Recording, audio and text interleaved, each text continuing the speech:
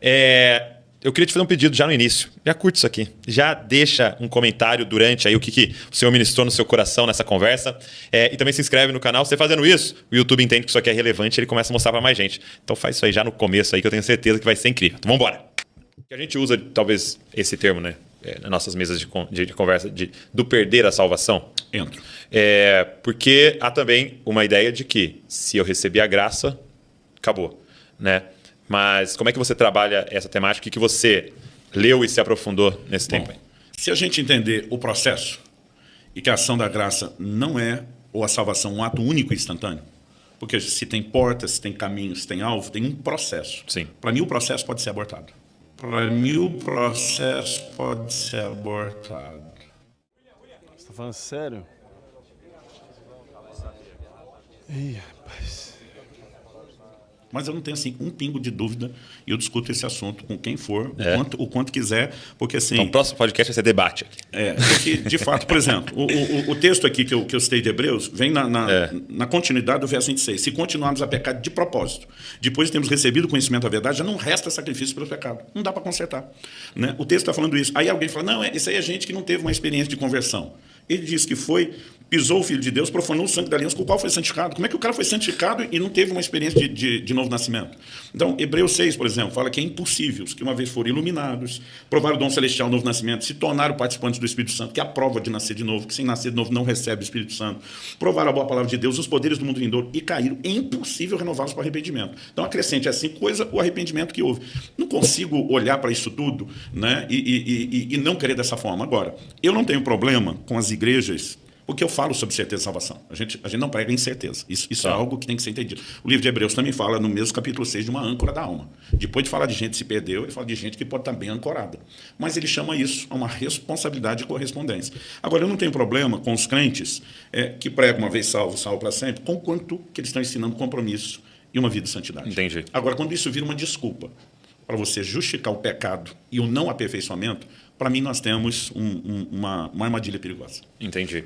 Então, porque eu vejo alguns ministrando e dizendo como se não há santidade, não houve salvação, né? Porque o texto que você citou de Tito, né? E o texto de Romanos 8 é muito claro, né? Não há nenhuma combinação para aqueles que estão em Cristo Jesus, né? Ou seja, salvação no sentido de perdão dos pecados ali, né? Regeneração. Só que é invisível isso, né? Eu falo, tenho fé, creio, é invisível. É invisível. E aí no verso 2, então ele fala, mas Paulo, como é que eu sei que não há condenação para mim, né? Porque a lei da vida, da graça, agora te livrou da lei do pecado e da morte. Então é evidência, né? Então santidade e salvação é os dois lados de uma mesma moeda, né? São, mas nós precisamos entender que de vez em quando alguém fala assim, não, se não teve santificação, não teve salvação, para mim é conflitante. É muito forte. Por quê? A pessoa pode ter passado pela porta, sim, sem ter entendido como crescer e se desenvolver no caminho. Então, a minha preocupação não é julgar quem passou pela porta no caminho, se ele teve, se não teve, se ele perde, se não perde. É ajudá-lo a seguir crescendo até alcançar o alvo. Então, assim, eu acredito que uma pessoa pode ter uma experiência inicial. Então, por exemplo, a Bíblia fala que Simão Mágico, lá em Atos 8, Samaria abraçou a fé.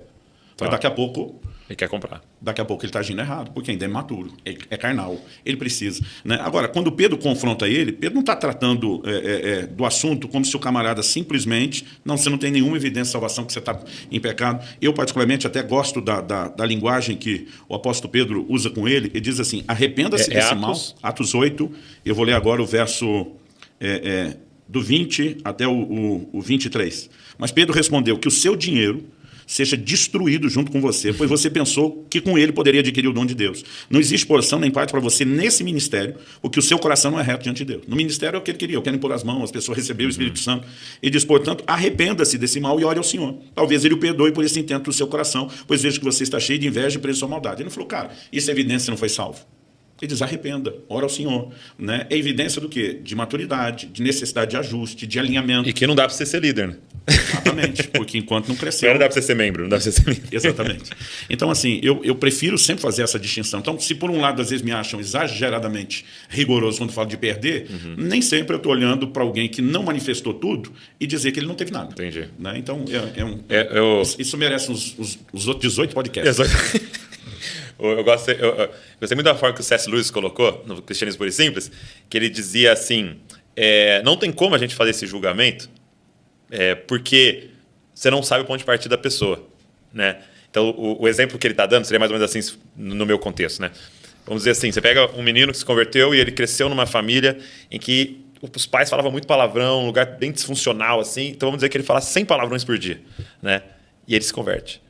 E, de repente, eu cresci na casa de pastores, neto de pastor. Eu acho que eu nunca vi meu pai na minha vida falar um palavrão, entendeu? Então, eu cresci numa casa onde não havia nenhum palavrão, ok?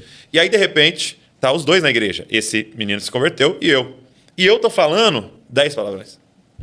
E ele vem e tá falando 70. Ele falava 100. E tá falando 70. E aí, quando a gente compara... Ele tá melhorando, você tá piorando. Parece que ele é um profano e eu tô bem ali, né? Falando só 10. Ele tá falando 70. Mas a gente não sabe os pontos de partida. E aí o C.S. Lewis coloca que a gente não sabe nenhum ponto de partida hormonal da pessoa. E aquilo que é uma grande tentação para você, para mim não é. Que é uma facilidade para mim, até tem muito a ver com a minha personalidade e tal. Então é interessante isso, porque é um processo, né? É um caminhar, então, né? Eu prefiro, em vez de tentar avaliar cada caso e tentar julgar o que é como, por exemplo, pecado gera consequência. Então, uma pessoa que tem pecado e não se arrepende, ela pode colher consequência. Sim. Agora, você não pode pegar qualquer um que está enfrentando o problema e dizer que é consequência de pecado. Entendeu? Então, assim, os amigos de Jó ali, né? Exatamente. Então, para mim, essa coisa de discutir se não foi salvo... Paulo fala de um camarada na igreja de Corinto que estava vivendo um incesto, um caso com a madrasta. Não houve arrependimento, ele libera uma palavra de juízo, ou seja, entrega a Satanás para a destruição da carne, mas ele não está falando de perdição ainda. Ele diz para que o espírito seja salvo no dia do Senhor, porque ainda poderia haver arrependimento naquele leito de enfermidade e poderia haver conserto com Deus. Então, assim, não estamos falando de algo também que é instantâneo, né? Porque alguns, quando você fala de perda de salvação, você diz, não, pequei e perdi tudo. Não estamos falando que se perde isso como perde a moeda no bolso furado da calça. Mas que o processo pode ser abortado a ponto de não ter retorno, isso para mim pode. E quando a gente fala sobre isso, não é para gerar medo de que aconteça. Eu queria até fazer algumas perguntas que o pessoal mandou antes da gente encerrar. Alguém havia perguntado aqui, que eu olhei antes, né? Sobre a visão do senhor de perder salvação. Que é um dos pilares, né, do calvinismo, né? Qual que é a sua visão aí? Bom, eu sou calvinista, sou presbiteriano, e a minha visão, e respeito aqueles que pensam diferente de mim, nós já conversamos sobre isso aqui no nosso programa. Mas entendo que aquele que é salvo eternamente. Ok. Existem algumas pessoas que dizem, mas pastor, mas e o fulano que era pastor, que era presbítero, que era diácono, que era professor unical, que era pregador leigo, que era isso, que era aquilo, que viveu na igreja, e depois saiu da igreja e morreu no mundão lá. Como é que fica? Para mim, a resposta é 1 de João 2,19. Saíram dos nossos porque não eram dos nossos. O fato de alguém estar na igreja, ser batizado, ocupar um ofício na igreja, isso não significa necessariamente que as pessoas salvam. Judas Iscariotes era apóstolo, nunca era convertido. Agora, uma pessoa que se arrependeu e creu, que nasceu de novo, que foi justificado, que foi selado com o Espírito Santo, que tem seu nome escrito no livro da vida, que recebeu de Jesus a vida eterna. O Senhor Jesus diz assim, ninguém pode vir a mim se o Pai não o trouxer. Todo aquele que vem a mim, eu jamais lançarei fora. Eu conheço as minhas ovelhas, elas ouvem a minha voz e me seguem. Eu dou a elas a vida eterna e ninguém jamais as arrebatará das minhas mãos. Em Romanos 8,30, Paulo diz, aos que Deus predestinou, a esses Deus também chamou. Aos que Deus chamou, a esses Deus também justificou. E aos que Deus justificou, a esses Deus também glorificou. A glorificação vai acontecer ainda, não aconteceu. Porém, Paulo coloca como um fato consumado.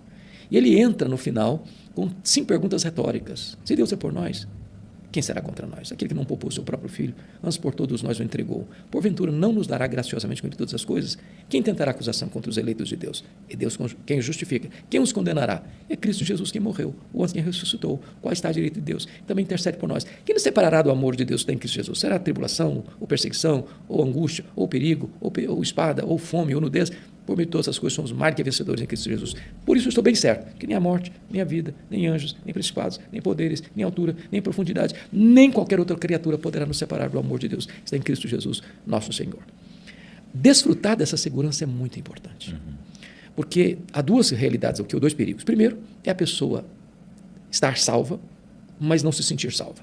Ela vive numa corda bamba, indo para o céu hoje, indo para o inferno amanhã. Sendo filho de Deus hoje, não sendo filho de Deus amanhã. Ele vive nessa gangorra emocional, com grande angústia na alma. O segundo é o perigo de a pessoa achar que ela está salva e não está. Jesus disse, muitos naquele dia vão dizer, Senhor, porventura não profetizamos, não fizemos milagres, né? Expulsamos demônios. É verdade, vocês fizeram tudo isso aí, mas apartai-vos de mim, vós os que praticais a iniquidade. Eu nunca vos conheci. Então a falsa segurança é um problema e tendo salvação e não se sentir seguro, para mim é um outro problema. O fato é que a salvação é uma obra de Deus. Não há mérito nosso. A segurança não está em mim. Eu tenho segurança por mim, que eu... Não. Quem dá segurança é Deus. Quem garante a segurança da salvação é Deus. Eu tenho muito deleite nesta verdade, que eu entendo ser uma verdade bíblica. Respeito profundamente quem pensa diferente e volto a dizer, não é isso que é o essencial. Sim. O essencial é que todos nós, sendo alguém um calvinista ou um arminiano, sendo alguém que tem segurança da sua salvação, sendo aquele que acha que não se pode ter segurança, nós cremos na mesma verdade bíblica, que é, cremos que só Jesus salva e cremos que a salvação é pela graça, mediante a fé em Cristo Jesus. Então, quero dar um exemplo histórico. Você tem na história John Wesley e George Whitefield. Sim. George Whitefield era calvinista. John Wesley era o que nós chamamos hoje de arminiano. Os dois se respeitavam, os dois trabalhavam juntos. E alguém um dia quis tirar uma casquinha nos dois. Aí chegou para o George Whitefield e assim, perguntou, George Whitefield, o que você acha do Wesley? Ele disse, é o homem mais santo que eu conheço. Eu gostaria que ele pregasse no meu funeral. E pregou. É mesmo? Pregou. Aí alguém chega para John Wesley, tentando tirar uma casquinha, jogar um contra o outro, e falou, John Wesley, o que você acha de George Whitefield? Você acha que você vai encontrá-lo no céu? Wesley respondeu, acho que não. Não? Não. Por que não? Eu acho que vai estar tão perto de Deus que eu não vou conseguir chegar perto dele. Então, eram esses dois homens que tinham linhas teológicas distintas, mas que entendiam que eles estavam ambos em Cristo. Sim. E trabalhando juntos. Muito bom exemplo.